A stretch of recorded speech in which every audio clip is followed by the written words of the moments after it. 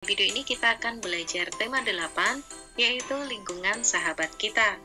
Subtema 2 untuk muatan IPA, kompetensi dasar 3.8. Materi yang kita pelajari adalah air tanah. Nah, apa itu air tanah? Yuk kita pelajari dengan baik di video ini ya. Oke, keberadaan air tanah tidak lepas dari siklus air. Masih ingat apa itu siklus air? Siklus air atau daur air adalah perputaran air secara terus-menerus dari bumi ke atmosfer, lalu kembali lagi ke bumi. Nah, bagaimana hubungan air tanah dengan siklus air? Yuk kita simak kembali bagaimana proses terjadinya siklus air. Siklus air diawali dari tahap penguapan atau evaporasi, di mana air di permukaan bumi mengalami penguapan karena panas matahari. Selanjutnya, hasil dari penguapan atau evaporasi adalah uap air.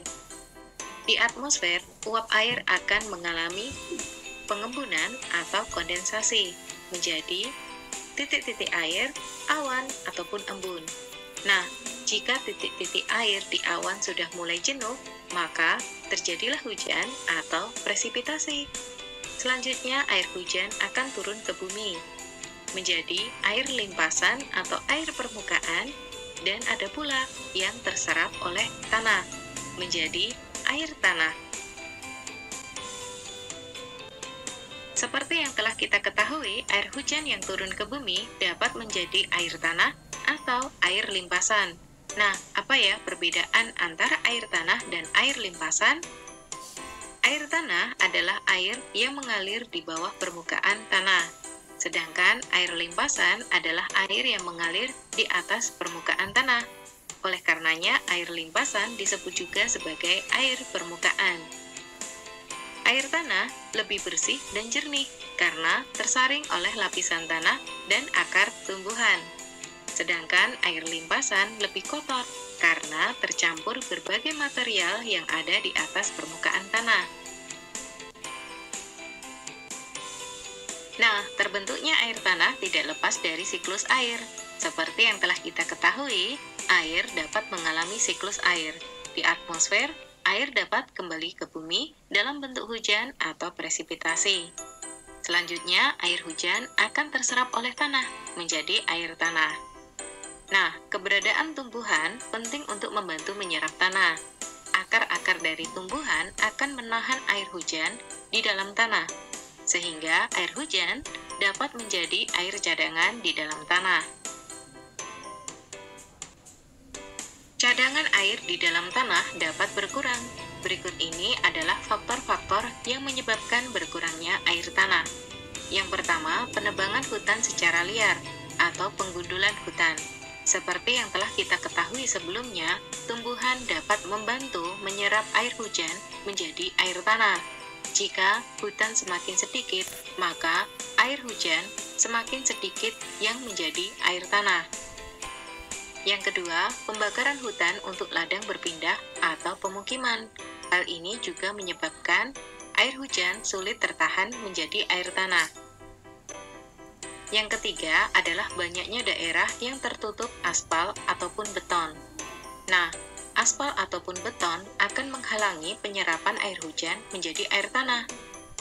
Begitu pula tertutup atau sedikitnya daerah resapan air. Hal tersebut menjadikan air hujan sedikit yang terserap menjadi air tanah. Keberadaan air tanah penting bagi semua makhluk hidup untuk sumber mata air. Nah, kita harus melestarikan air tanah. Bagaimana ya cara melestarikan air tanah? Yang pertama dengan cara menanam pohon, agar pohon dapat membantu penyerapan air hujan menjadi air tanah. Yang kedua dengan cara menebang pohon secara tebang pilih. Artinya kita menebang pohon yang sudah tua terlebih dahulu. Yang ketiga, membuat daerah resapan air atau yang disebut juga dengan biopori, sehingga dengan banyaknya daerah resapan air atau biopori, maka semakin banyak air hujan yang terserap oleh tanah. Dan langkah yang keempat adalah menghemat penggunaan air. Berkurangnya cadangan air di dalam tanah dapat kita katakan sebagai bencana kekeringan. Apa saja ya yang menyebabkan bencana kekeringan? Yang pertama, karena musim kemarau yang berkepanjangan. Yang kedua, borosnya penggunaan air, sedikitnya daerah resapan air, sehingga air hujan tidak terserap menjadi air tanah. Yang keempat, sedikitnya jumlah tumbuhan dan pohon yang membantu peresapan air hujan menjadi air tanah, sehingga menimbulkan sedikitnya mata air. Apabila kekeringan dan kemarau terjadi secara berkepanjangan, tentu menyebabkan dampak-dampak negatif bagi kehidupan. Yang pertama, krisis air bersih atau sulitnya mencari air bersih. Yang kedua, air permukaan menjadi surut. Yang ketiga, kebakaran hutan lebih mudah terjadi. Yang keempat, hewan-hewan banyak yang mati karena kehausan dan kekurangan bahan makanan berupa tumbuhan yang juga sulit hidup karena kekurangan air.